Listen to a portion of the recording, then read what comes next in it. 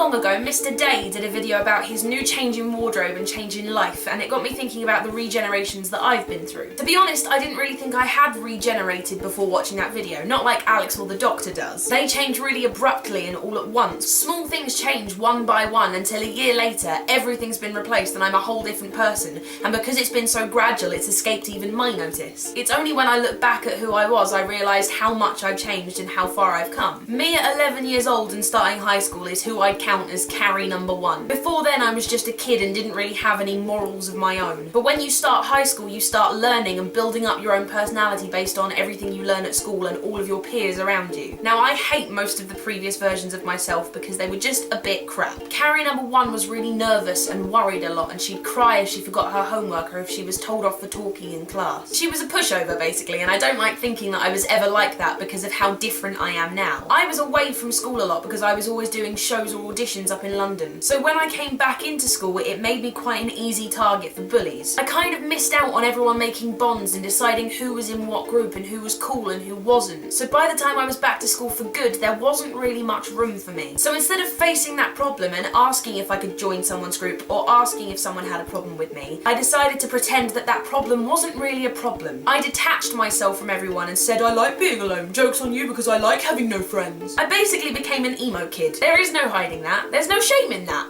I was an emo kid. I did the whole I don't need anyone because no one understands me, and I had the whole black eyeliner thing and the black lace corsets and the skull and crossbone headbands, and I did the whole shebang. Again, I really dislike Carrie number 2 because she made her problems her lifestyle instead of just confronting them. Then in 2008, I got cast in a production of Les Miserables in an all-boys school near where I live. It was a chance to start over and meet new people and actually be included in groups because they had no reason to shut me out. I really came out of my shell, and it introduced Carrie number 3, who is the first regeneration that I don't mind so much. She was a lot more willing to have fun and relax and not worry about looking silly in front of people. I actually started dating a guy from that school in 2009, and I remained the same person until we broke up in 2011. Then in January 2012 I met the YouTube lot, who have changed me for the better in so many ways. Making videos has made me far more outgoing and silly and more confident to show the world who I am. And not just the good bits, the bad bits too, because the bad bits should never be ignored. If you're getting to know someone, there's no point in just asking to hear the amazing qualities they have, because then you're only getting to know half of a person. The bad qualities are just as much part of the makeup of someone as the good qualities are. So if you want to get to know someone or commit to someone, it's gotta be to all of them, the good and the bad. The reason I wanted to talk to you about this is because I feel like Carrie number 5 is on her way, and it will be the first regeneration that's caught on camera. I've got a new job that's starting next month, and it's going to take up a lot of my time, and it's going to mean working very closely with a small group of people,